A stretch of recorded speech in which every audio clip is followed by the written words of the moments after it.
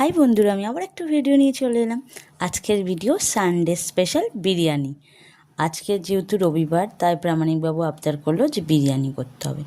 যেমন আবদার তেমনি কাজ। চালটা প্রথমে ভিজিয়ে দিলাম এবং মাংসটা সব মশলা দিয়ে আদা রসুন টক দই দিয়ে ম্যারিনেট করতে দিয়ে দিলাম। তারপরে আদা রসুন বেটে নিয়ে বিরিয়ানির যেগুলো মেন মশলা সেগুলোকে সাজিয়ে গুছিয়ে নিলাম। দেখো, পেঁয়াজ ভাজতে দিয়ে দিয়েছি।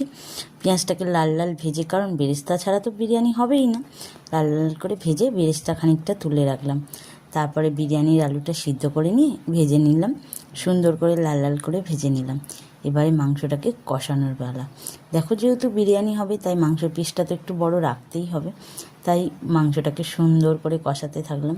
সুন্দর করে কষিয়ে কষিয়ে কষিয়ে কষিয়ে মাংসটাকে করে নেওয়ার জন্য। দেখো, মাংস মোটামুটি হয়ে গেছে, জল ছেড়ে দিয়েছে, আলুগুলোও দিয়ে দিলাম।